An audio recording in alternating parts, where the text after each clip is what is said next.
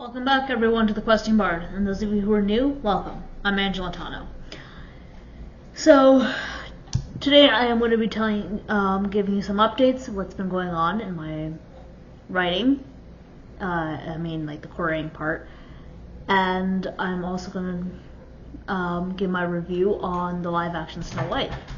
Alright, so let me get you guys caught up. I did get a couple more rejections. Sadly enough. Okay, so Magpie, I don't remember if I mentioned, so Magpie rejected. It's a form rejection. Magpie. Cozy Cat was a form rejection as well. I'm not surprised with them, to be honest. Well, it was a long shot, but there was a chance. I felt they might vibe it. But then again, I don't know them personally, so it's really hard to judge. But yeah, so Magpie, there really wasn't a lot for me to work with because she wasn't giving me a lot of not information about herself, and it was hard to figure out her vibe. But I felt she was pretty open-minded, so I feel like she really likes stories with heart and yearning. People who have a desire to be artistic and have artistic success. So, I do want that kind of success. So I was like, maybe she might be a good candidate, a good person to represent me. Guess not. Cozy Cat. Cozy Cat was not. I felt definitely was more interested in cozy stuff, hence the part of the nickname. But I still felt that he had potential because he was very much interested in character-driven stories and fantasies stories, and then definitely stories with heart in it and a sense of adventure. It's not like a classic adventure story. Kingdom Legacy is not a classic adventure story, but it definitely has a sense of adventure. It does have the classic fantasy tropes, but it's refreshing and new and twisting. So when you expect it's going to be a certain way, it's not, and you're like, wow, okay, I did not see that coming, and that's what I like about my story, and I think that's one of the plus sides of that. But it's hard for people to tell off the bat. That's a given, and from the little premise, the little pitches and stuff that I have to give, a little synopsis and whatever I can give, it doesn't really emulate. It does emulate, the synopsis should, and it does emulate a lot of the major points of it. But not everyone requires a synopsis. So those who have it, based on just what they have from the query, they have to base that and then whatever sample chapters I have. So it's hard to tell right now. So far, no responses yet, no more updates apart from that. Alright, so now we're going to move on to the review for Snow White. Alright, so the review, okay, so live action, there's been a lot of Disney live action remakes. And I may have mentioned this on the blog. I am kind of in the middle about them because I feel like they do address a lot of the outdated materials that are found in the original, which is good, which is actually a good thing. It's not a bad thing. Aside from that, and I think they can be really good if they are done well. If they take the time to really focus on them and make them to something, I think they can be really good. 101 Dalmatians live action was amazing. The one in the 90s, the one with Glenn Close and stuff, that was amazing. I still rewatch it to this day. I actually tend to like that one just a tad bit more than the animated one because I think it just gives it more depth, and I feel like it just adds and gives more depth to the original rather than taking away, which was really nice.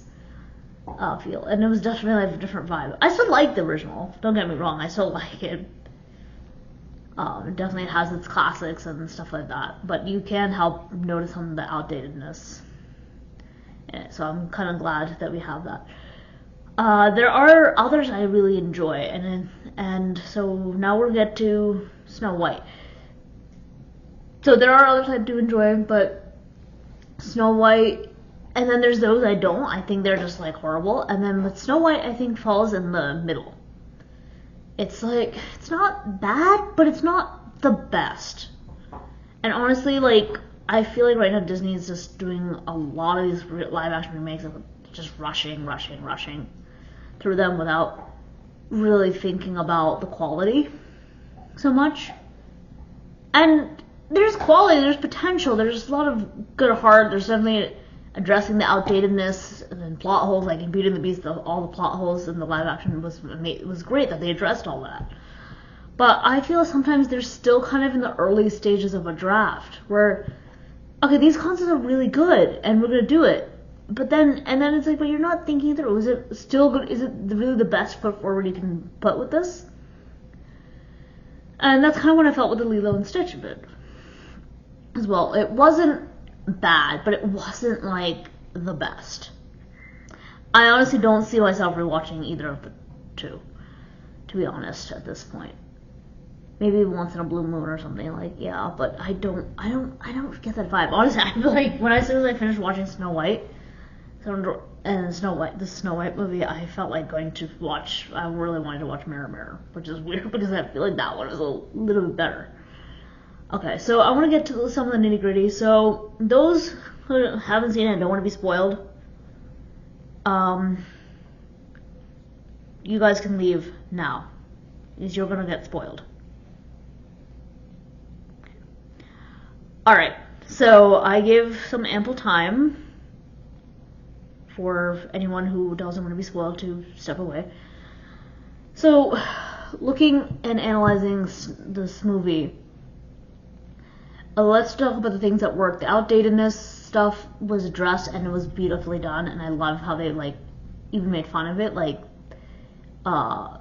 there's no prince. It's just a guy, like a bandit thief guy. So I feel like they're just recycling the Flynn Rider thing, except I think Flynn Rider tends to look a little bit more handsome than Jonathan. But Jonathan gets the job done. There's like a song he has, and there's a moment where he mimics the Snow White, when she's under the sleeping curse and stuff. So that was a fun nod, and yeah, so there's fun little nods like that. There's also, I like that they're addressing the outdatedness of some of the stuff. Like, the dwarves never cleaned the house in the original one. Like, she came in, she cooked, she cleaned, and did all that stuff. Here she had the dwarves clean their own home. And the thing is that it wasn't like she was just singing and standing around doing nothing. She was also joining in. So she's not above them nor beneath them in that regard. She is doing it along with them. Which was like, alright, that deserved like a double thumbs up for that one. I'm glad they also removed that like damsel in distress kind of feel and vibe that they had in the original one. Honestly, I know there are a lot of people who are rolling their eyes like, oh my god, no. And I get it, there's a nostalgia with the original one, and I get that there's a love for it. But honestly, if we keep having everything being predictable, it's, then what's the point of watching it? So you have to address some of these issues. It's today, it's 2025. No, not 1959 or whatever year it was released, I forget. I think it was Sleeping Beauty. I will put the proper year of its release down in the description. So, but yeah, the outdated sources, it's like, I'm glad they addressed a lot of those. And even made fun of some of them a little bit, like little hats off, which was nice. So there was things, and I liked Dopey's character. Like, they made him talk and stuff. I felt it was a little strange, but I was like, okay, because, it's empowering, people with learning disabilities and people who are just not comfortable talking or introverts. It's making them understand that they're not stupid just because they don't refuse to talk. They're actually they're listeners. They're listening. They're always mindful, and I love it, and it's empowering to those who are just different and just don't feel like always engaging in conversation. But they want to be a part of everything. They still want to be a part. They want to be part of the family, part of the cult, the society. Like they want to be part of the group. It's their family. It's their people. So what can they do? So I like that about Dopey. I like that his character got that. Honestly, I felt like the narrative voice, I originally thought was Josh Gad, who played Olaf. Funny enough. But then I realized it was Dopey. I wish, though, they did put actual little people for the dwarves, though, versus CGI. I got the idea what they're trying to do, like make them really very animated and cartoony, and I kind of felt that vibe, but I just didn't feel like it was working as well as they had hoped. Even the animals, like the deer, I was just like, wow, this is very CGI. Like I felt, I'm not really good at deciphering between bad and good CGI, but I definitely felt it with this one. Also, I do like the idea that they did have a lot of German setting stuff in there. The incorporation, like this forest the woods reminded me of the Black Forest in Germany.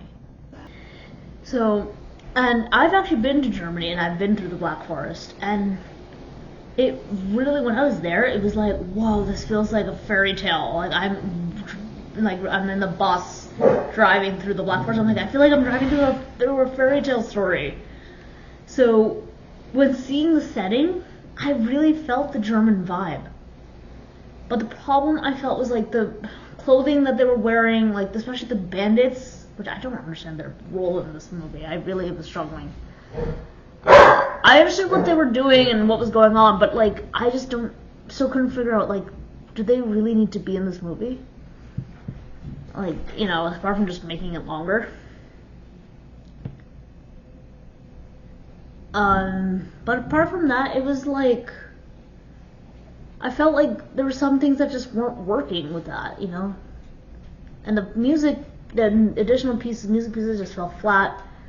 And I like the German setting, but it's like, and the incorporation, like the cuckoo clock, the woods, even like some of the painting and architecture in the kingdom, like in the buildings, I saw it, was like, wow, it feels very German-esque. Even the classical music, like the dwarves sing and Snow White sings in the cottage, it's very German.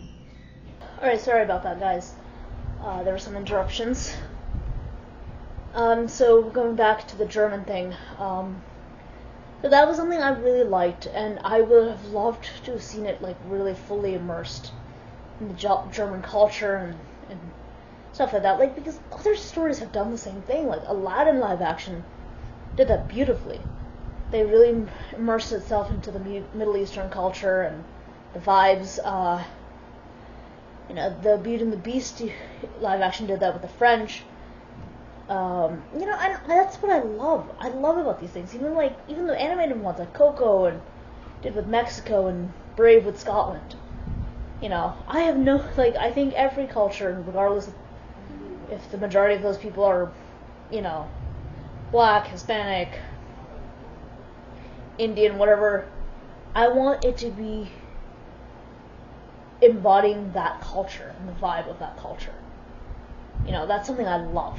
And I feel like they were kind of doing it, but the casting of Rachel Zegler and Gal Gadot, I cannot speak for Gal Gadot, but particularly Rachel Zegler, definitely felt, and some of the other casting choices definitely kind of.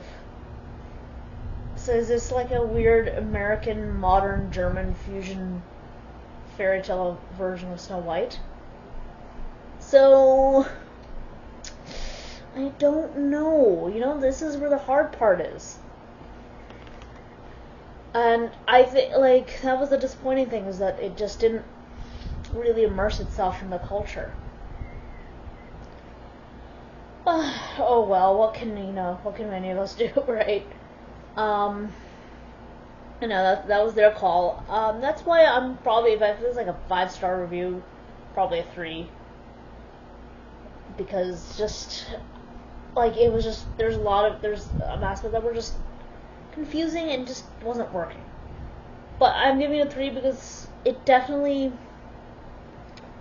did a good job at improving what was outdated and would no longer be tolerated in this culture, in this day and age, which is great. And then and on top of that, there's something else. Oh god, honestly, I will trust me, when I'm done here, I would probably remember it. Oh, what was it? It was something important. But I can't remember on top of my head. If I do remember it, I will let you guys know in the next video. Again with this review. But overall, it was in the middle for me. It wasn't like the worst Disney live-action remake ever. It was definitely not the worst. But it wasn't the best either. You know, and what could you... Oh, I just remembered it. The part with Snow White, her personality. I was skeptical because I've heard a lot of things about her being so,